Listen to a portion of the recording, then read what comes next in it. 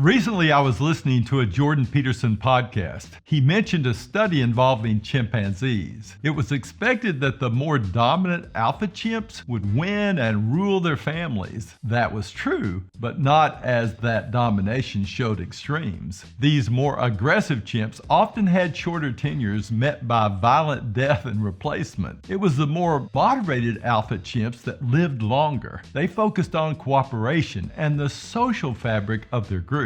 They then had longer lasting rules marked by greater peace. That's because they had a controlled, teaming influence toward what their troops needed to achieve to live life well. Welcome to CTS Sales Profile Solutions. Today, let's discuss the amazing effects of great leaders who moderate their strong tendency toward assertiveness. A few days ago, I received an email from a CEO. She wanted some insight into coaching her sales manager. He had rewarded a sales rep for trying hard and not for sales results. She wanted to know how to discuss this with the manager in a way that would help him understand the bigger picture. She wanted him to see the effect this might have on the rest of the team and the company. She explained that his style is to be more of a friend, brother, and father figure than a boss. The other part of the problem is that he operates like he is running a company of three. He struggles to see the big picture and how his decisions impact the longer-term strategy of paying people for what they earn. I responded by telling her, you are seeing his leadership style based on what the CTS sales profile reveals in his personality. He is a low assertive,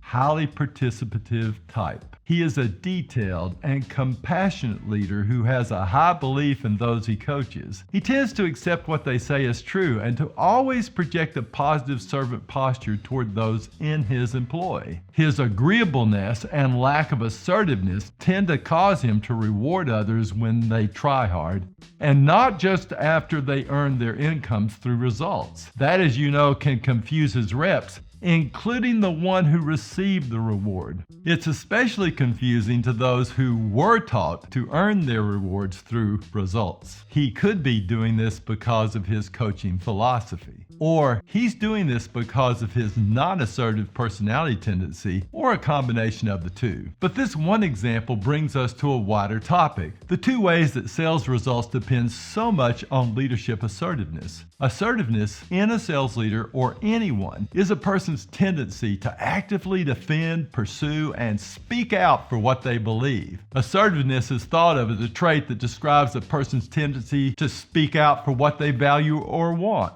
This includes what they desire from others. However, many studies show that there's either a negative or a positive correlation between high assertiveness and leadership. The existing studies tended to contradict each other until Dr. Daniel Ames and Francis Flynn of Columbia Business School published their study, What Breaks a Leader? The curvilinear relationship between assertiveness and leadership. By curvilinear, they meant that at the extremely low or high ends of the assertiveness trait, a manager's leadership style was often viewed as negative. Highly assertive types were often obnoxious and pushy and unconcerned about relationships, while low assertive leaders were too nice, not direct enough, and they had a hard time saying the truth. Ames and Flynn found that below some levels of assertiveness, the cost from results became very large. Leaders were primarily seen as ineffective. One behavioral statistician said, leaders who are perceived as being more assertive are also perceived as being more honest and having higher integrity than those who are not. However, as leaders became more and more assertive, the social costs with reps and customers could grow large, and leaders may again be seen as ineffective. So which are you? What would your people say? Are you more concerned about relationships than results, or is it results over relationships? Will you pay bonuses for trying hard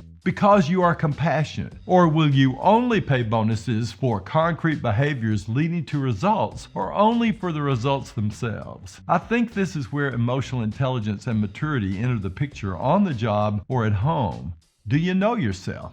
While the researchers argued for a moderate assertiveness in leadership, many of us are below or above the midpoint. And as we gravitate away from the middle, the cost to our leadership could emerge. That is, unless we grow and learn to adapt to those around us. Emotional intelligence starts with knowing oneself, with inspecting what breaks or makes us be strong leaders and influencers in all the parts of our life, not just sales. My bride and I have been married for 50 years, and I believe that in the beginning I was highly assertive and she was not. Through the resulting fireworks in our relationship, she has learned to stand up for herself and what she believes is right, and I, somewhat, to a degree, have learned to shut my mouth and listen.